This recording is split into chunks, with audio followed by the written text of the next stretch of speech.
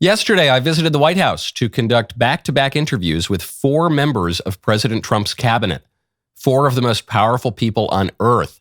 I sat down with Treasury Secretary Scott Bessent, HHS Secretary Bobby Kennedy, Education Secretary Linda McMahon, and EPA Administrator Lee Zeldin. We discussed everything from interest rates and tariffs to whether or not vaccines cause autism. Some of their answers are going to make Democrat heads explode. Some of their answers are going to make some squish Republican heads explode. So without further ado, let's get into them. I'm Michael Knowles. This is The Michael Knowles Show.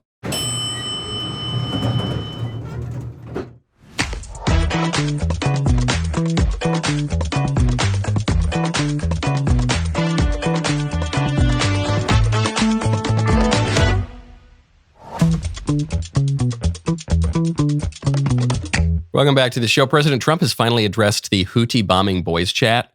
You know, the one with Mike Waltz and JD and Pete Hegseth and all those guys. So we'll get to that in one moment. First, though, I want to tell you about Armra.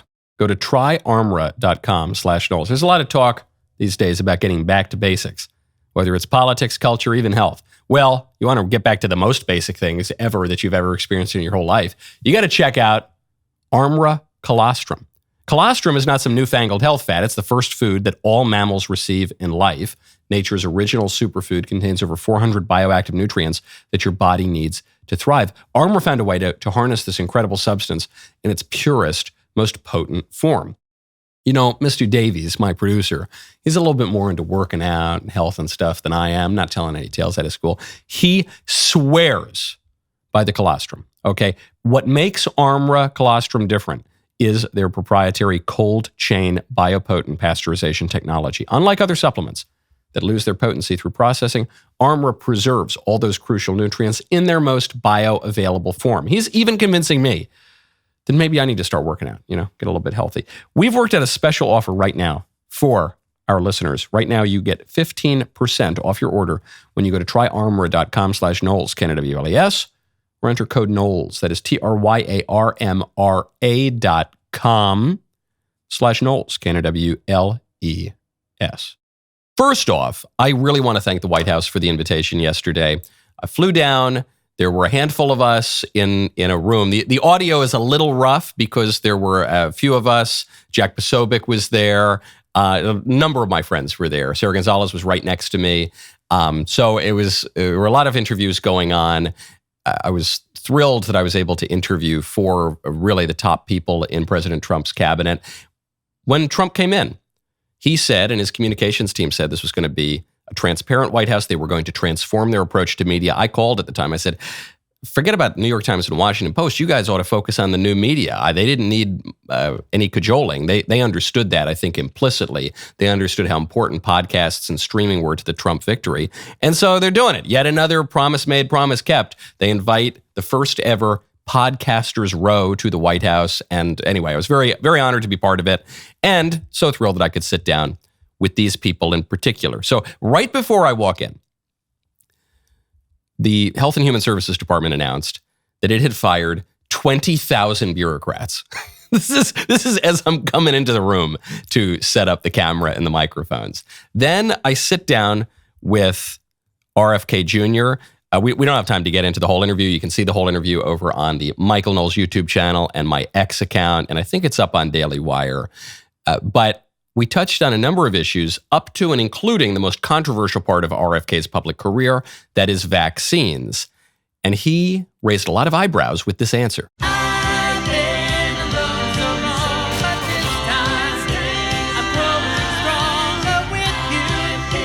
Great point by Secretary Kennedy here. So the headlines that are, I think they're making like international news right now, is as I ask the question, okay, regardless of your views on vaccines, all the nonsense from the Senate confirmation hearing, is anything going to change about vaccines? Rubber meets the road now that you're the secretary. And he said, everything's going to change. And that's going to be the headline, and that's what's going to make the liberal heads explode. But listen to what he follows it up with. He says, everything's going to change because we're going to have good information. So what is his proposal here? Is Kennedy's proposal ban all vaccines? I didn't hear him say that. Is Kennedy's proposal to mandate all vaccines as basically the policy in America now? So I certainly didn't hear him say that. He just said we're going to have good information because right now we don't have good information. And what the libs will say is, well, what are you talking about? We have the vaccine injury reporting system, VAERS.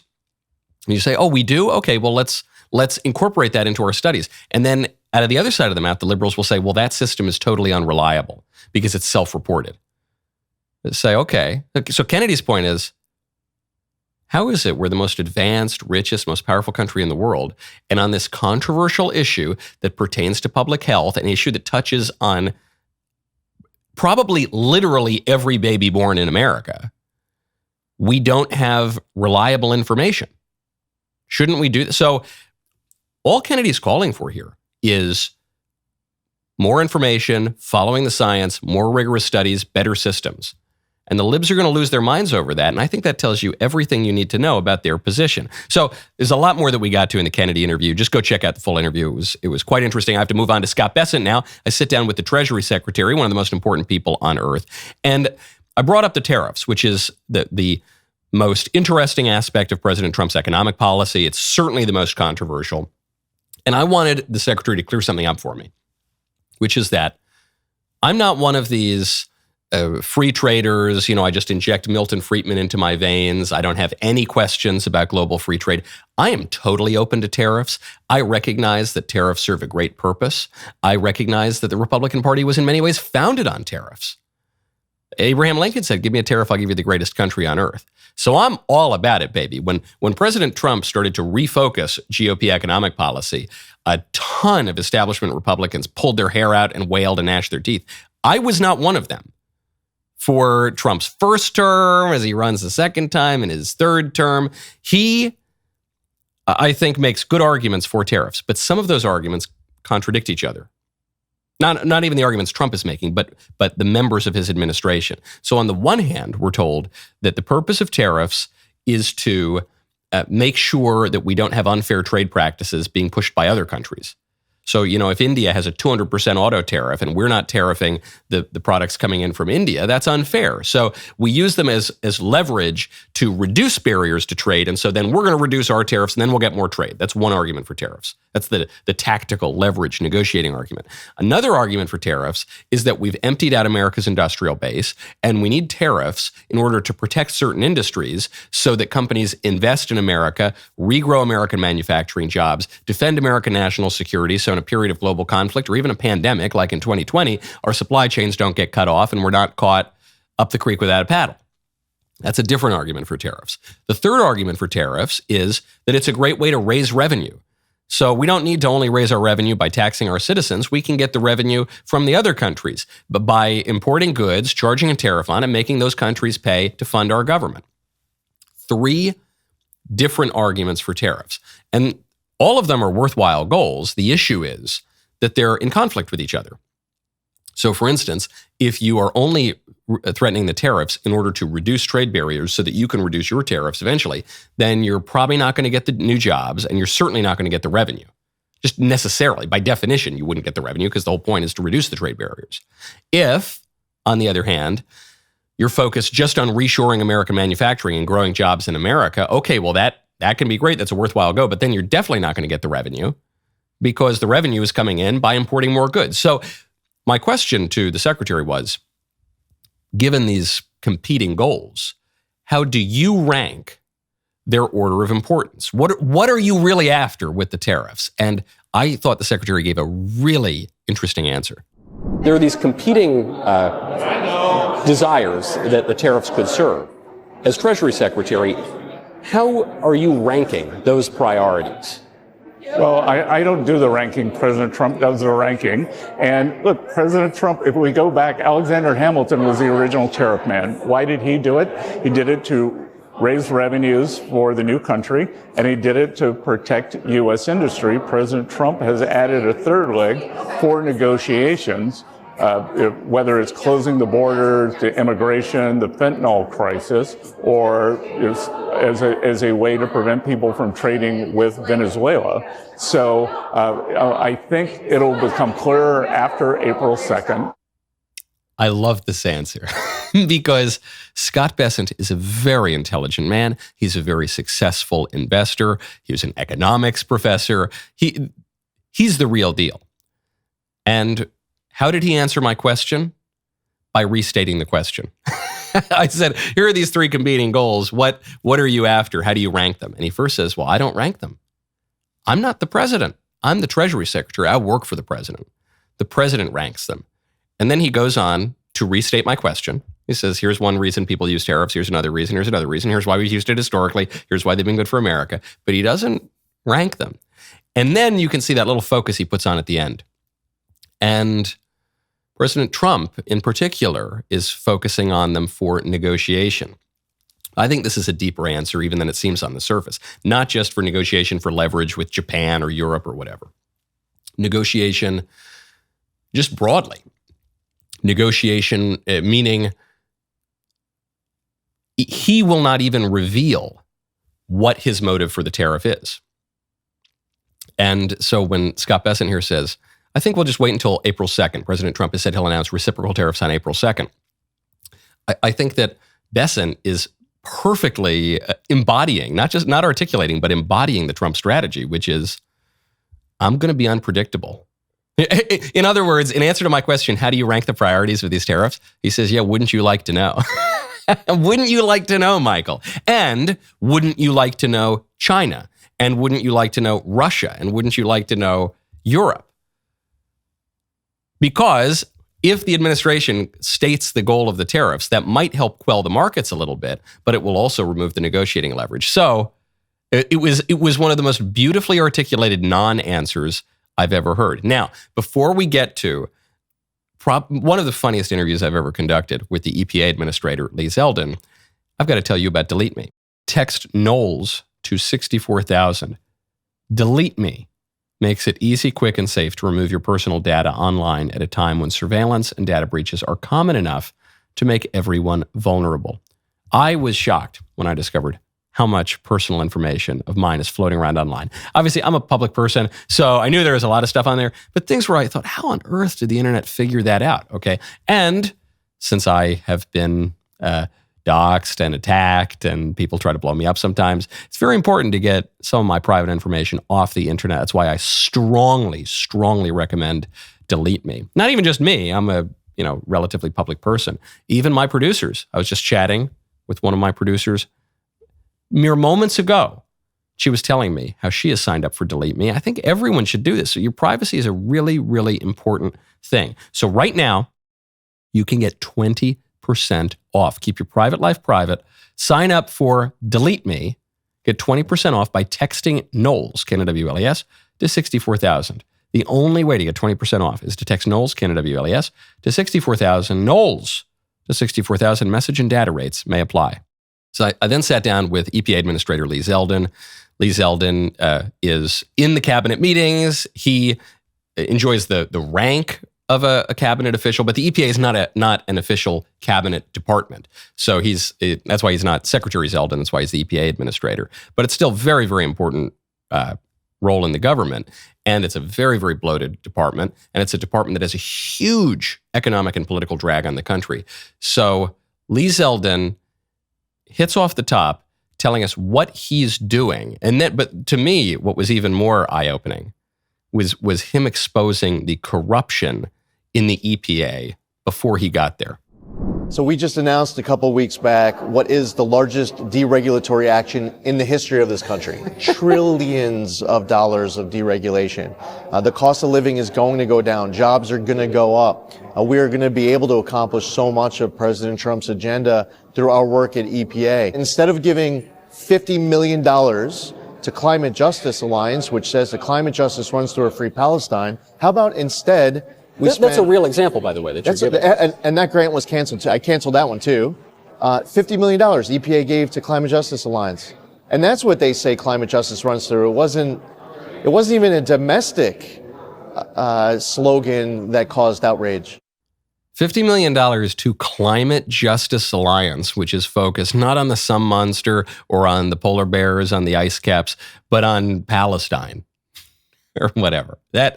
That seems like an abuse, doesn't it? It seems like the sort of thing that Elon uncovered with USAID, which is that USAID was spending your taxpayer money to ostensibly for foreign aid to poor countries around the world so that kids wouldn't starve. But actually what they were doing was they were giving money to groups like the Tide Center, a left-wing organization that was then laundering that money and sending that money back to BLM so that BLM could go in and loot your local stores and burn down your neighborhood and pressure politicians to be more left-wing. And then the politicians would take more of your money to give to USAID, and it would be a vicious cycle, little laundry cycle.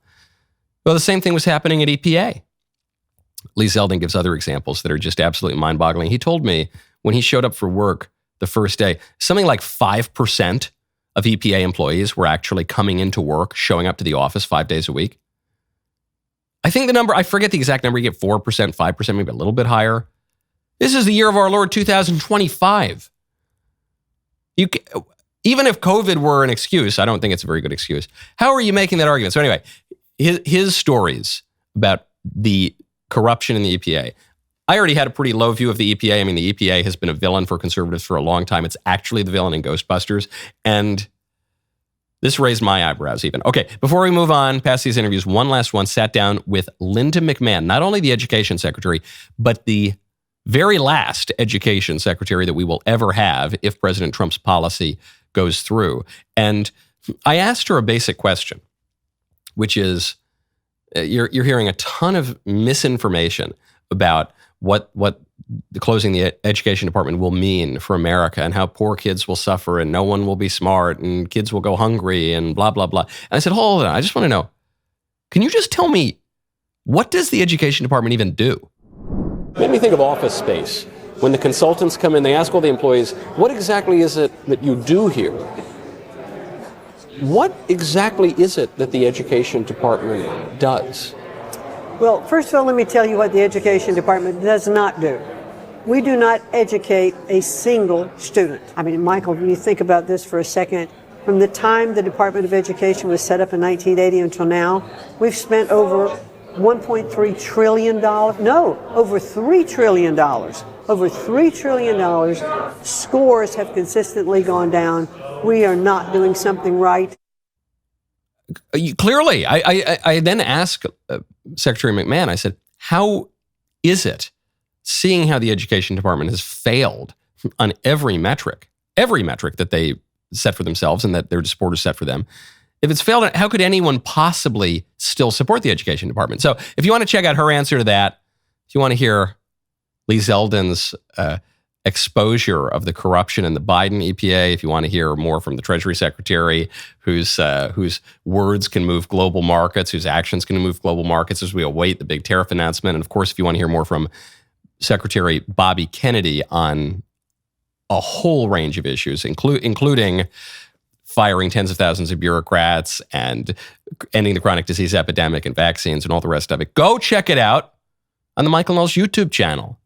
Because we don't have time for it in this show, because we got to move on to really important things like Ghibli. You know Ghibli? Ghibli is an Italian word, actually, but it's used for Japanese animation.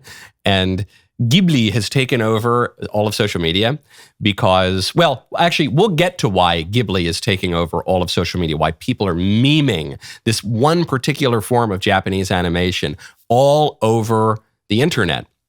But I want to zoom in, because we're talking about the White House, on a particular instance of this. The White House yesterday posted a Ghibli meme. So this was after the White House posts this picture of a woman, an actual just photograph of a woman. Virginia Bazora Gonzalez, a previously deported alien felon convicted of fentanyl trafficking, was arrested by ICE Gov in Philadelphia after illegally re-entering the U.S. She wept when taken into custody. The White House then posts a Ghibli, a really cute little Japanese animation of this woman crying in handcuffs while a tough-looking, kind of Tom Homan-looking guy, DHS agent in his uniform, is arresting her in front of an American flag. And it was so funny, because the woman, she's crying in this really cartoonish way, you know, tears just spouting out of her eyes, and it's so funny. And it's so funny that the White House is posting this meme. Shows you, I was hanging around the White House grounds for a fair bit yesterday, and the median age there is like 29 or something. I mean, it's a young administration. They're intellectually very plugged in. They have their finger on the pulse of the culture. They're very online, as most of us are very online these days. Very online used to mean you're totally fringe and no one pays attention to you. But now, your grandmother is very online, possibly. I mean, now that's where the popular culture happens. That's where memes happen. That is ideas replicating themselves and transforming. And so the White House posts this, and just want to get off the bat, because some squishes took big issue with that meme. There is nothing wrong with celebrating this woman's removal from the country. She's an illegal alien. She was already convicted of other crimes, including fentanyl trafficking, poisoning Americans, one of the biggest mass poisonings ever, maybe the single biggest mass poisoning ever in recorded history. Certainly up there, certainly in the top 5. This woman then comes back into the country. She's deported again. There's nothing wrong with celebrating that. But some people said that the meme is bad because it makes her look kind of sympathetic. She's not a sympathetic figure, but the meme, crying, all that kind of makes her look sympathetic. And I think there are 3 levels here. One, the kind of tired view that the libs are spouting is that the meme is bad because this drug-dealing, illegal alien convict, already deportee, deserves to stay in America. Okay, that's the tired view. Then there's the wired view, which is what you're hearing from the more moderate Republicans. They say, this meme is bad because this woman doesn't deserve to stay in America, but it makes her seem sympathetic. Okay, I get it. Then I think there's the inspired view. There's one level up, which is the meme is good because it creates controversy, because it sort of makes the woman seem sympathetic, maybe, but then you look into it, and because it forces a conversation about who this woman is in particular and who really all the deportees are at this point. That's the 5D chess level of viewing the meme. And memes operate, there's a reason that memes just spread as if of their own volition. There is a power to memes, even greater maybe than the power of an idea, because memes are evocative and they have images and they in some ways bypass the conscious reason. And so the meme goes viral. Everyone's talking about it. Now, everyone's talking about this random woman. No one would have heard about Virginia Bazora Gonzalez if not for that meme. Even if the White House posted the picture, no one would really have talked about her. It's because of the meme. And then, in as much as it becomes a debate, even the liberals then have to admit, yeah, she dealt fentanyl. Yeah, she was already deported. So once again, it puts the liberals in a position of defending the indefensible. It's like when Trump signs an executive order about paper straws. It seems kind of silly. It seems kind of a waste of time. It's trivial, right? Except no. Now you've put liberals in a position where they're defending paper straws, which no one likes. 0 people like that. Same thing goes for, well, certainly for the mass deportations, transing the kids. Oh no, don't talk about transing the kids. It's a divisive social issue. Yeah, maybe, I don't think so. I think it's an 80-20 issue, at least. Maybe higher. So great, you take an 80-20 issue, you force the liberals into a position of defending the indefensible. Fine by me. Or this is how ideas and political movements grow. Now I want to tell you about how trees grow. That's why I want to tell you about fast-growing trees. Go to fastgrowingtrees.com. Code Knowles. Did you know Fast Growing Trees is the biggest online nursery in the U.S. with thousands of different plants and over 2 million happy customers? They have all the plants your yard needs. Fruit trees, privacy trees, flowering trees, shrubs, and so much more. I was just talking to Mr. Davies. Mr. Davies especially loves fast-growing trees because he is building a house, and he says he needs trees for a privacy fence. I said, what do you need privacy for? What are you hiding? What are you hiding, Mr. Davies? He's hiding his beautiful house, I guess. Fast-growing trees has got you covered. Find the perfect fit for your climate and space. Plus, fast-growing trees makes it easy to get your dream yard. Order online. Get your plants delivered directly to your door in just a few days without ever leaving home. Their Alive and Thrive guarantee ensures your plants arrive happy and healthy. Get support from trained plant experts on call to help you plan your landscape, choose the right plants, and most importantly, learn how to care for them so they don't wither and die. Whether you're seeking privacy, shade, or natural beauty for your yard, Fast Growing Trees has you covered. No green thumb required. Right now, our listeners will get 15% off their first purchase when using code Knowles at checkout. An additional 15% off, fastgrowingtrees.com. Use code Knowles, K-N-W-L-E-S. Fastgrowingtrees.com, code Knowles. Now is the perfect time to plant. Use Knowles to save today. Offer is valid for a limited time. Terms and conditions may apply. My favorite comment yesterday is from Elig2134, who says, "Thank you, Michael, for calling out parents who post public content of their children. You're welcome. I really don't like it when parents post public content of their little kids. Don't do it. Chase the likes some other way. Post pictures of your lasagna or something." Okay, what is Ghibli? As I said, Ghibli is the style of Japanese animation, and the only reason we're talking about it now is because it's everywhere. People are taking every photo, personal photos, but especially political and historic photos, and they're Ghiblifying them, because you can just do it in AI. So the immediate cause of this trend is that the new ChatGPT came out, and it's really good at the push of a button at turning any image into the style of Japanese animation, which is particularly funny because though I'm not a fan of, well, really any animation because I'm a grown man, but I know some people are huge fans of Japanese anime, and apparently this style of anime is meticulously hand-drawn. So it's kind of ironic that a computer can now just spit it out in 3 seconds. But that's the technological reason why this has taken off. But that doesn't explain everything. We have plenty of technologies available to us that we don't use all the time, or that we don't use in any particular way. In this case, what I've noticed about the Ghibli trend is people are using it to take images of the worst things they can think of. Grotesque images, violent images, dangerous images, nasty, and Ghiblifying them. Because the Ghibli style paints pictures in a really serene way, often evokes nature. It's kind of soft, kind of cute. So the one that I saw last night, I was just Googling this or searching it on X, and it's a picture of Hitler with the Grand Mufti, and they're talking, but it's in this like really nice, sweet, serene style. And as we've talked about on this show, Hitler, for the secular liberal culture, Hitler just takes the place of the devil.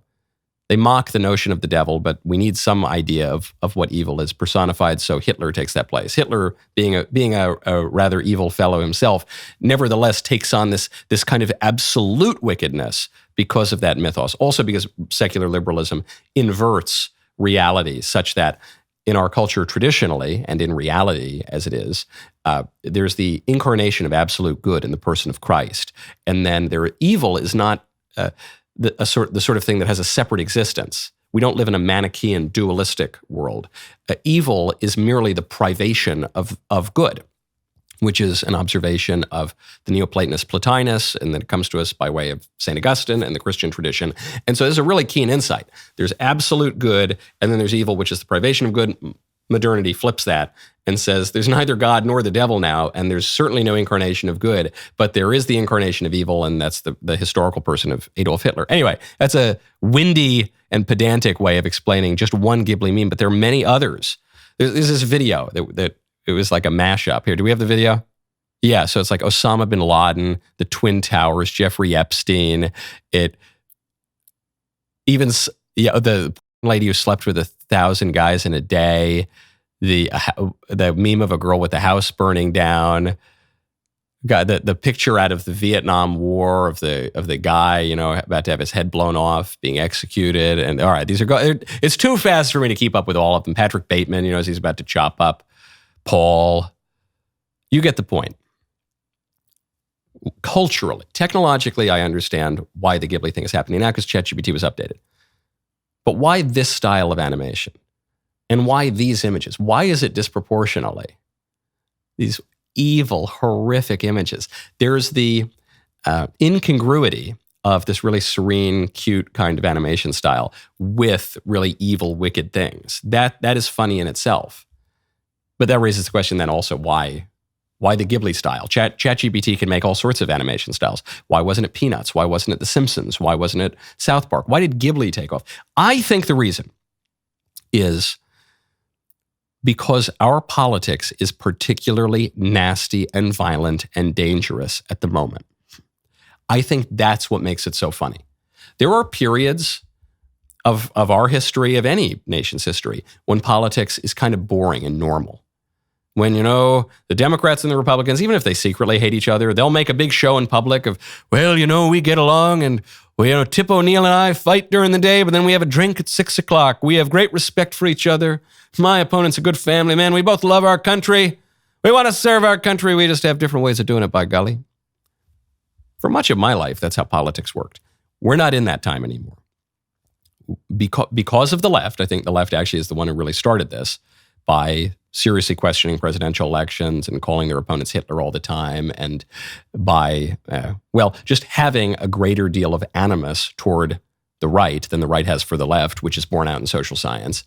The right has responded, and the right responded in the person of Donald Trump, who's not always so nice to the left anymore, and who makes fun of people's faces, and who just pummels them into the ground with his rhetoric. And because President Trump won and the left couldn't accept that, and they burned cars in Washington, D.C., and they tried to remove him, they tried to stop him from winning in the first place by corrupting the DOJ and the FBI. They tried to remove him from office with bogus investigations and impeachments. They justified his murder and nearly got away with it twice, one time really close, within a hair's breadth. Tried to remove him from the ballot. All of it. Really crazy stuff because there was a shift in politics. That is why. That is the reason that Ghibli has taken off in this way on social media. From the humor in the culture, by way of contrast, you can see what our political order is like. The thing that makes it funny is that Ghibli is really nice and serene and takes evil stuff and makes it look beautiful. That's what people are seeing in the culture. They're seeing a lot of evil, violent stuff. And it's not so nice out here. It's not so nice when you're not in the Japanese animation. Okay, speaking of dangerous things, violent things, nasty things, big story, stop the presses, man bites dog. Andrew Tate has been accused of choking a woman 2 weeks after he returned to the United States. Andrew Tate, we've talked about him a few times on this show. He's this social media influencer, but he made his bones prostituting women on the internet and he faces these charges in Romania of running a criminal enterprise and all sorts of bad stuff. So the headline now is that one of his girlfriends is accusing him of choking her, hitting her, all the rest. And you can see the text messages and stuff like, he's telling her, I really want to hit you and I really like hitting you and I own you and you're my slave and all this kind of weird stuff. I don't know if that's true. I don't know if the allegations are true. However, I guess I'm inclined to think they're true because this man has bragged about doing these things before. That's kind of part of his brand, I guess. And has even been filmed, smacking women and all sorts of stuff like that. Now, his defense of that, from what I've seen, again, I haven't delved deeply into Andrew Tate's oeuvre, but his defense of that is, when a video came out of him hitting a woman and threatening a woman and saying all the things that have come out in these text messages, he says, we were just playing around. That's our kink, basically. And I kind of believe him on this. He clearly, it's one thing for a man to hit a woman. That's horrific enough. But for a man to text about how excited he is to hit a woman and, wait for the response back, that's clearly a deeper kind of pathology. So that's why I'm speaking about it, because I don't think anyone, including Andrew Tate, would dispute the basic allegations of this case, or this allegation, or this claim that's just come out recently within the last couple of weeks. The question is it good or bad? Was it all in good fun, or was this abusive? And I guess my question is, what's the difference? I've made this point before. When people are really ironic all the time, they're really ironic. Millennials are guilty of an extreme degree of irony. And I think, well, if you're ironic all the time, then I think you're just kind of earnest. If you do something ironically all the time, then that's just what you're doing, and that's just who you are. And the story about Tate, it gets to a much deeper political and spiritual problem, which is he appears to be a slave to his own passions. If this stuff is true, if the things he's said in public are true, that he really gets off on hitting women and feeling that he owns them and branding them, putting his name and tattoos on their bodies, if all these things are true, they obviously appear to be true, then he's got a problem. He's a slave to his own disordered appetites and passions, which means he's a slave. Being a slave is not just being chained up to a cabin in the antebellum South. In fact, the deeper and more insidious form of slavery, ultimately the only form of slavery that can ever really take control of you, is this personal slavery where your reason and your will are slaves to your appetite and your instinct. And that's what seems to have happened here. It's a buddy of mine who's a recovered alcoholic tells me about a line from AA, which is it's a warning. It says, wherever you go, there you are. You think you can run away from your problems. You think you fly to another country or leave your family or whatever you're going to do. You think that I'm going to put my problems behind me. But wherever you go, there you are. So if you have, now I'm moving beyond Tate, I guess he's an example of this. If you have some addiction, if you have some perversion that has been solidified over time, you're addicted to, so you go into more extreme, or you get addicted to drugs and you go into more extreme kinds of drugs, or you get addicted to any bad habit, gluttony, pride, wrath, any of it. That's just going to be with you. Okay, and there's no way to free yourself from that, ultimately, because you require God's grace. You'll never actually free yourself from that. But having received God's grace, you can cooperate with God's grace. And this is why the man who sins is a slave to sin. This is what Christ means in the gospel when he says, the man who sins is a slave to sin. And sin is a very, very heavy yoke that will break you down to the ground. And the alternative to that is to accept God's grace and to cooperate with God's grace and to put our Lord's yoke upon you, which is a yoke. It's a yoke meaning don't do that weird sex thing that Andrew Tate likes or whatever. Don't hit people. Don't give in to wrath. Don't give in to pride. Don't eat the fifth cupcake even. Don't do vice and sin. Because there will be a real yoke upon you, but the yoke is easy and the burden is light. It's a much better yoke than the alternative. That's where true freedom is, anyway. And that's why the liberals don't understand what freedom is. America's on the comeback. But the fight from truth is far from over. While the left tries desperately to keep its grip on media, education, and the courts, DailyWire is leading the charge for free speech, fearless journalism, and the values that made our country great. Now's the time to join us. Stream my show ad-free and watch along with my producers in the chat. Plus, get exclusive content you won't find anywhere else, access premium entertainment, join a community of thinkers, not followers, watch anytime, anywhere, on desktop, mobile, and TV with the DailyWire Plus app. Don't just watch the culture war happen around you. Be part of the movement. Subscribe now at dailywire.com/subscribe. Finally, I've arrived at my favorite time of the week when I get to hear from you in the mailbag. Our mailbag is sponsored by Pure Talk. Go to puretalk.com right now. puretalk.com/Knowles. Make sure you put the /Knowles in there. Get a year of DailyWire Plus for free with a qualifying plan. Take it away. Hi, Michael. Huge fan of the show. My question is about surrogacy. So let's say paid surrogacy was against the law, as I think it should be, but a sister or friend wanted to be a surrogate just to help out, I don't know, a sister or friend. And it's a heterosexual couple. The sperm and the egg is from that couple. Just for whatever reason, the woman can't carry it herself. What are your objections to that scenario? I do object to that scenario because the primary issue with IVF and surrogacy is not the exploitation of women whose eggs you buy and whose wombs you rent. That's part of it. But the more basic issue is the commodification of children. That's the big issue with surrogacy. And that is inseparable from surrogacy because to engage in surrogacy, you got to go to a doctor. The guy's got to commit a gravely immoral, disordered act almost all the time. The woman has this procedure that is highly invasive to harvest her eggs. Then they pay this unethical scientist, and the scientist in a petri dish mixes up some babies. And then usually most of the babies are just killed or indefinitely frozen. And then one or two of the babies are implanted in this other woman. This creates other problems for the baby because there was a study, I forget what year it came out, somewhat recent, that children who were born via surrogacy have greater emotional problems, antisocial behavior, aggression, emotional disturbances by the age of 7 than kids who were born the old-fashioned way. And this might be because a baby is ripped away from the only mother he's ever known in his very first moments of life in the world, breathing air. So who knows why it is, but that's also been demonstrated. But even that is a little bit beside the point.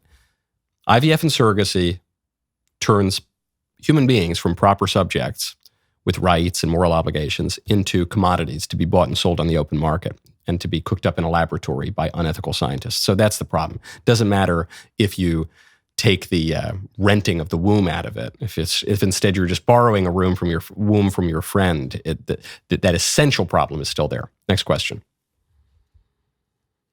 Hey, Michael, I was recently listening to the John Crist episode that you were on, and I thought you guys brought up a lot of really interesting points. One in particular that you've brought up multiple times on your own show, which is about lying and whether or not it's ever okay to lie. You brought up several scenarios, one specifically involving Nazi Germany, and your solutions to the problem seems to me like they might actually still be breaking the commandment, because the commandment itself does not say you shall not lie. The commandment says you shall not bear false witness. And to me, that includes deception.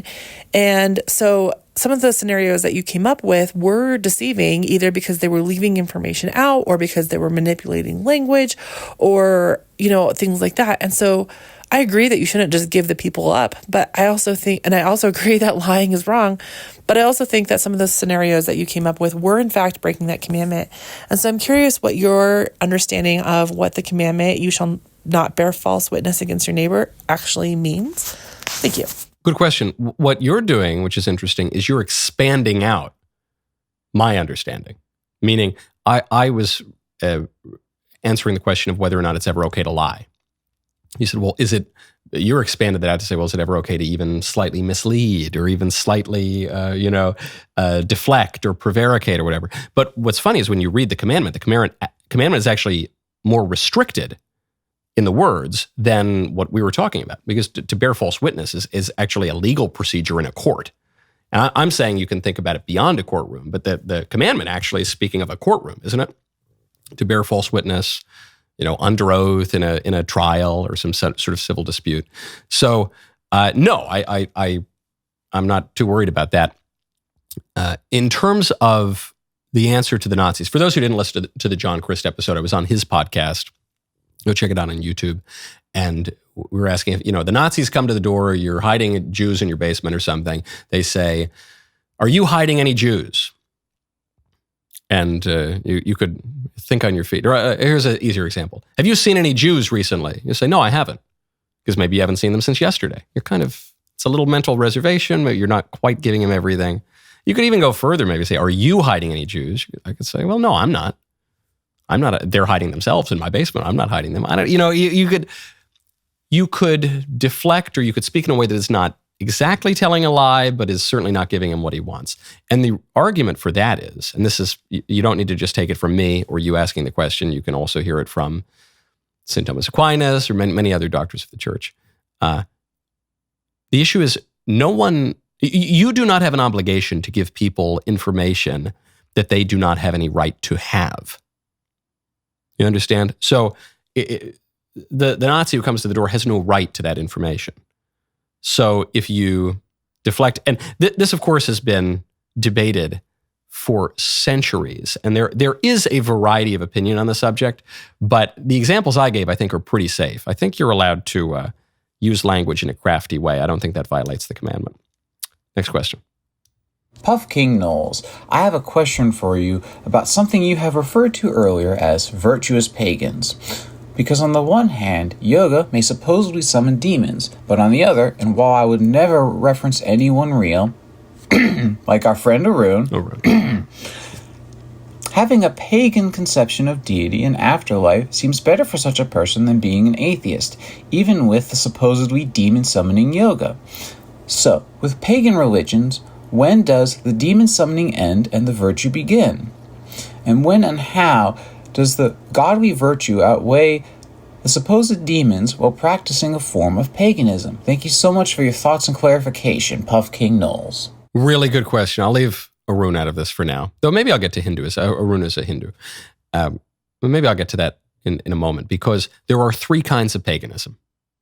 There is paganism that's kind of monotheistic, meaning the paganism of Aristotle and Plato, for instance, Socrates, who are clearly understand that there is one God, even though they lived in the time before Christ and they weren't Jews, so they didn't have this monotheistic conception as a matter of revelation. It comes to them through natural philosophy. But they would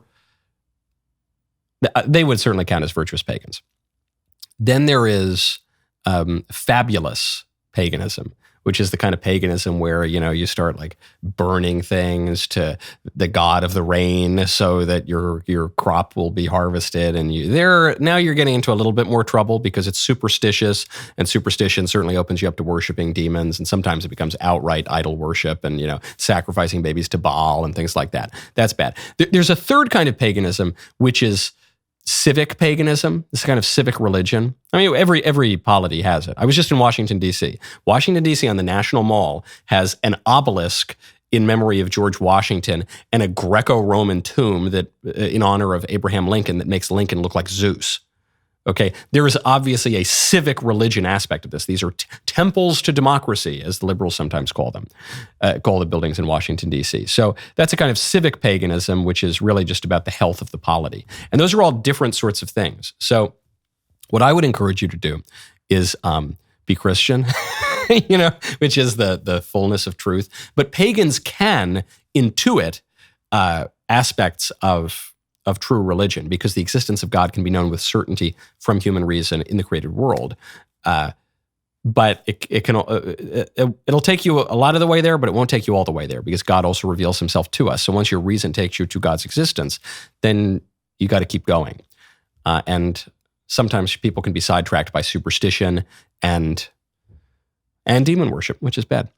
Okay, today's Fake Headline Friday. The rest of the show continues now. You don't want to miss it. Become a member. Use code Knowles, KNWLES at checkout for 2 months free on all annual plans.